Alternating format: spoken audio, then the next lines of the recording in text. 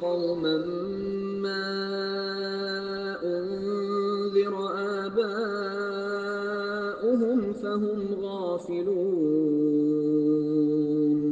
لقد حق القول على أكثرهم فهم لا يؤمنون إنا جعلنا في أعناقهم أغلالا فهي إلى الأذقان فهم مقمحون وجعلنا من بين أيديهم سدا ومن خلفهم سدا فأغشيناهم فهم لا يبصرون وسواء عليهم أأنذرتهم أم لم تنذرهم لا يؤمنون إنما تنذر من اتبع الذكر وخشي الرحمن بالغيب فبشره بمغفرة وأجر كريم إنا نحن نحيي الموتى ونكتب ما قدموا وآثارهم وكل شيء أحصيناه في إمام مبين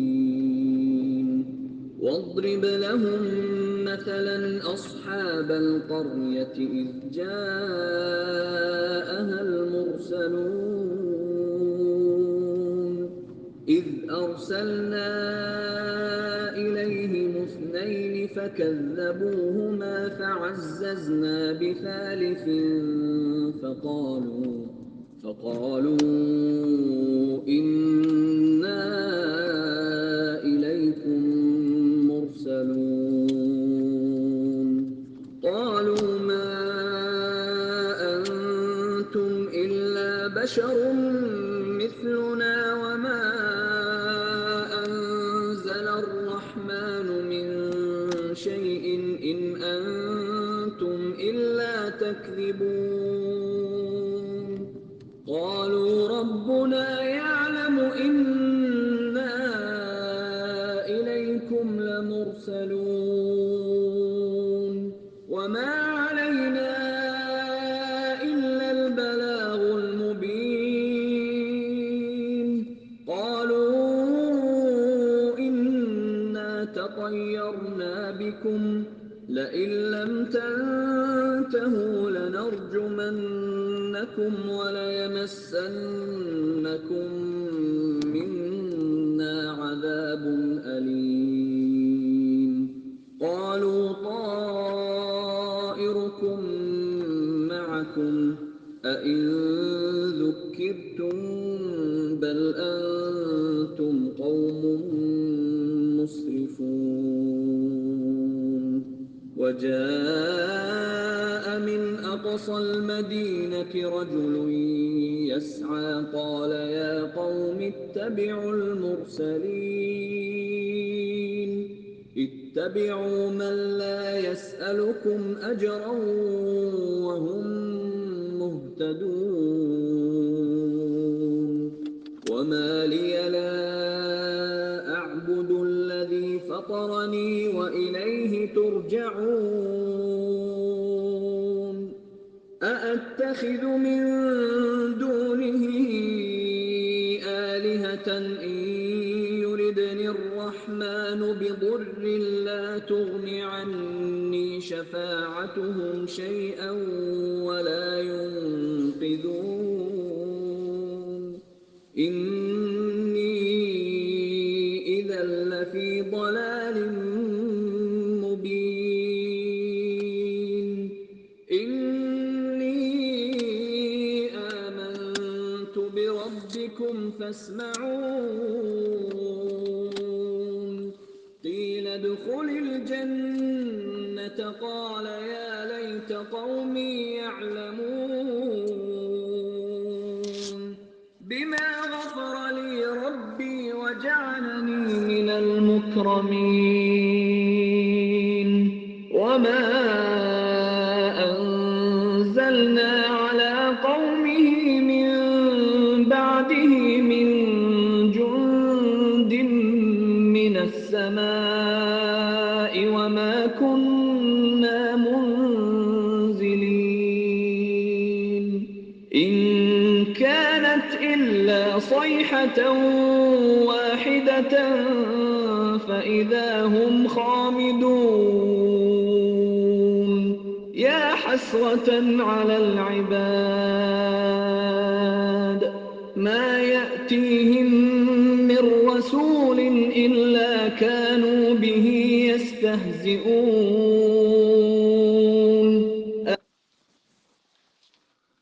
یہ سورہ یاسین کا ایک واقعہ ہے، بہت ہی زبردست مثال اللہ تعالیٰ نے دی ہے، اور قرآن جو واقعات بیان کرتا ہے ان کے اوپر غور و فکر کرنی ہے، اس میں حقیقت کا آپ کو ایک علم ملے گا اور ایمان بالکل صاف ہو کے سامنے آ جائے گا کہ ایمان کس کو کہتے ہیں۔ ایک تو وہ دلائل ہوتے ہیں جو خود انسان دیکھ رہا ہوتا ہے، جس کی طرف قرآن رہنمائی کرتا ہے کہ زمین و آسمان کے اس جو ہے آگے پیچھے آنے کے اوپر غور کرو، ہواؤں کے چلنے کے اوپر غور کرو، بارشوں کے برسنے کے اوپر غور کرو، خود اپنے جسم کے اوپر غور کرو، پرندوں کے اوپر غور کرو، پہاڑوں کو دیکھو، سمندروں کو دیکھو، ہر چیز یہ غور و فکر کرو کہ یہ کون کس نے بنائی ہے اور کیسا یہ معاملہ چل رہا ہے۔ تم غور و فکر کرو گے تمہیں ایمان کی سمجھ آ جائے گی کہ ان کا ایک بنانے والا ہے اور وہ ایک ہی ہے، کوئی اور نہیں ہے۔ تو دوسری جو چیز ہے وہ قرآن کے اندر جو واقعات بیان ہوئے ہیں اس کے اوپر آپ غور و فکر کریں۔ ہر واقعہ ایک مختلف انداز سے اللہ تعالیٰ نے بیان کیا ہے، بڑے زبردست انداز سے بیان کیا ہے۔ اس واقعے کے اندر اللہ تعالیٰ نے مکے والوں کو بتایا کہ آج جس طرح تمہاری ایک بستی ہے، پہلے بھی ایک بستی تھی، اس میں پہلے ایک پیغمبر آیا اور اس نے وہی دعوت دی جو آج ہمارے آخری نبی محمد صلی اللہ علیہ وآلہ وسلم دے رہے ہیں کہ تمہارا ایک معبود ہے، کوئی اور نہیں ہے، کسی اور کے سامنے نہ جھکو، کسی اور کو نہ پکارو، کسی اور کی نظر و نیاز نہیں ہے، خوش آمد نہیں ہے، توکل اور بھروسہ نہیں ہے، کوئی کچھ نہیں کر سکتا، ساری مخلوق ہیں، اور جو نیک لوگ ہیں ان کے راستے پر چلنا ہے، ان کو پوجنا پکارنا نہیں ہے۔ تو قوم نے نہیں مانا،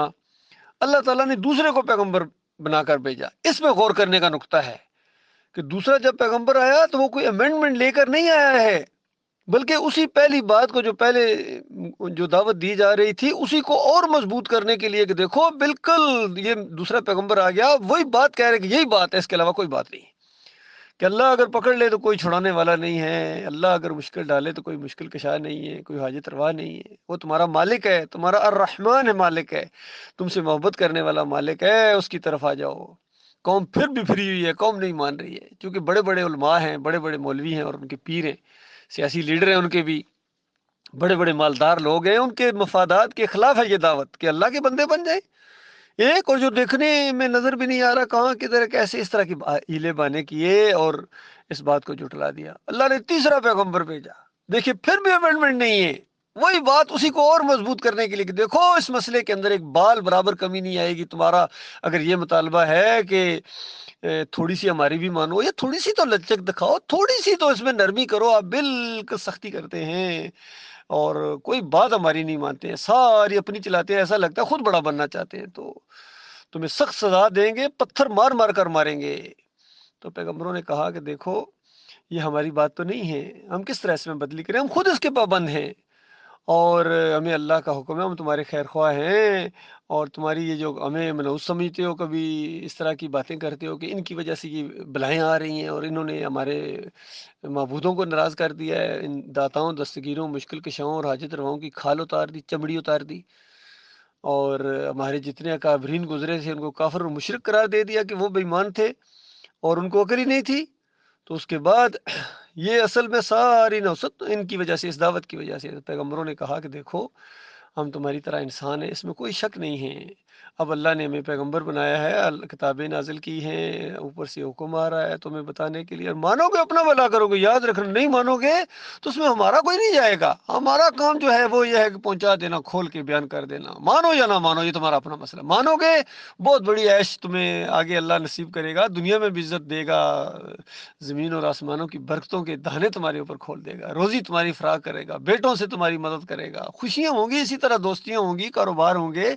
اچھا کھانا ہوگا، سب کچھ ہوگا، کیا ایک مطالبہ ہے کہ اللہ کو اکیلا معبود مان لو،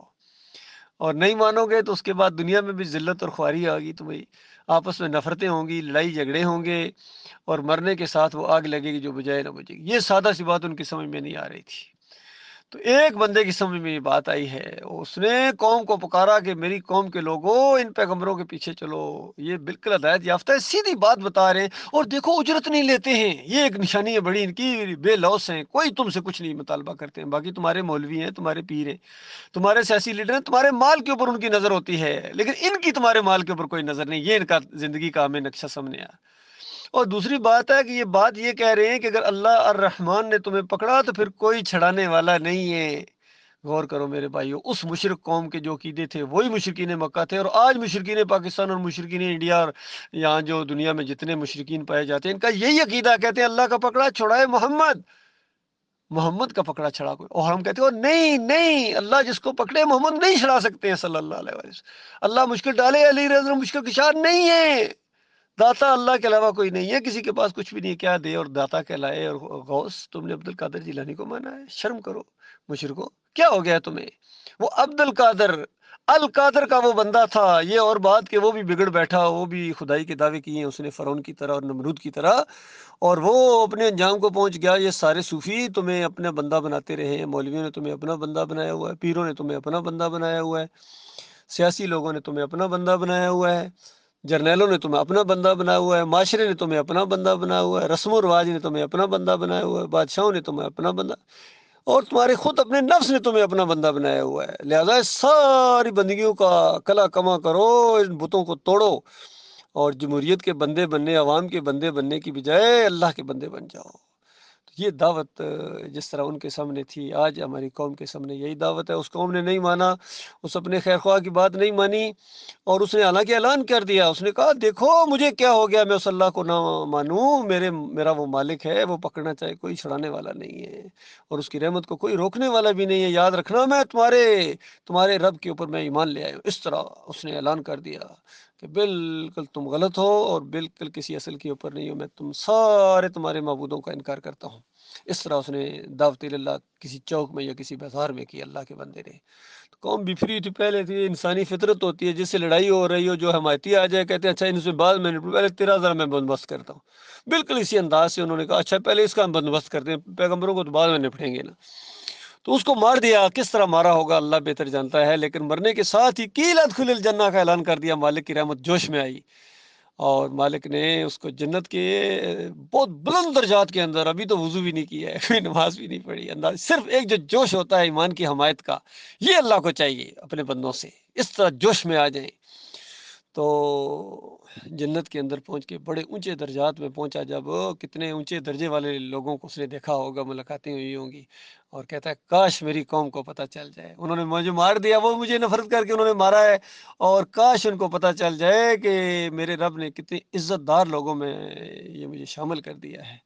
اور یعنی اب یہ ایمان کی دشمنی کی وجہ سے ان کا آگے کیا درگت بننے والی ہے۔ تو آپ اندازہ لگائیے، اس بات کو، جنتی کی اس بات کو اللہ تعالیٰ نے قرآن کے اندر نقل کر دیا، مشرکین مکہ کو سنایا، اور پھر قیامت تک آنے والے لوگوں کے لیے کہ دیکھو یہ ایمان عقیدہ ہوتا ہے، ایمان عقیدہ لاؤ گے، اس کا خط زیادہ کوئی مار دے گا آپ کو، کیا ہے وہ زندگی جو بظاہر ایک زندگی ختم ہو جاتی ہے، لیکن مالک فرماتا ہم تمہیں وہ زندگی دیں گے، ہمیشہ کی زندگی، ہمیشہ کی جوانی، ہمیشہ کی صحت، اور ہمیشہ کی بادشاہی، ایسی بادشاہی کہ جو کبھی ختم نہ ہو، کبھی اس کے اندر کمی نہ آئے، مالک کی رحمتیں ہمیشہ آپ کے اوپر برستی رہیں گی اگر ایمان کا ساتھ دو گے۔ آج ساتھ دینے والے نہیں ملتے ہیں، باقی اکثریت تو انکاریوں کی ہے، اور کچھ لوگ ہیں کہتے ہیں ہاں جی باتیں آپ کی ٹھیک ہیں، ان کی بھی ٹھیک ہے، ان کے پیچھے پھر انجینئر کی طرح انہی کے پیچھے نمازیں پڑھتے ہیں، انہی کو اپنا امام مانتے ہیں،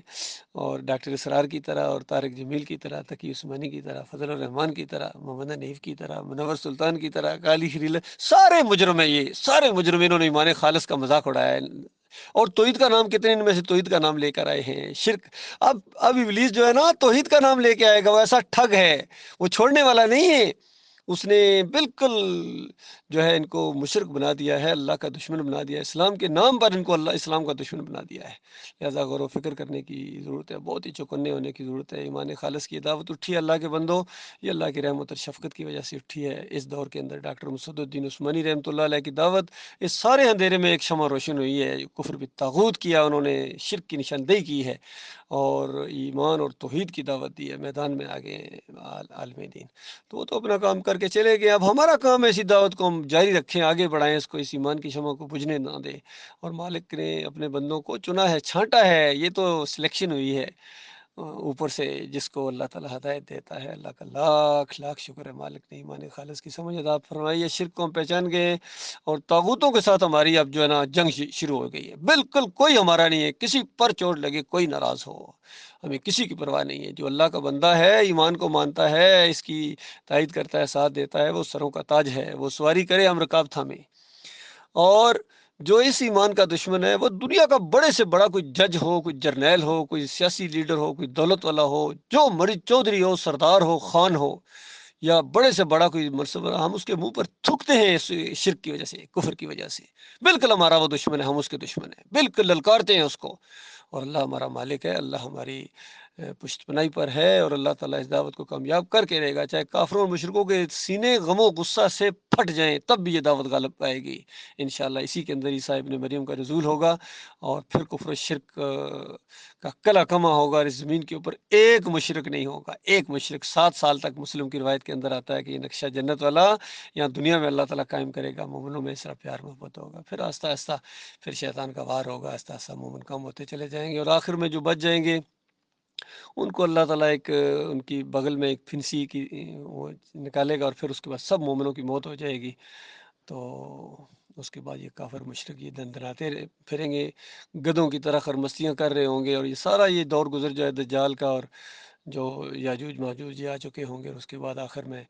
سور میں پھونک مار دی جائے گی۔ یہ اینڈ ہے اس دنیا کا۔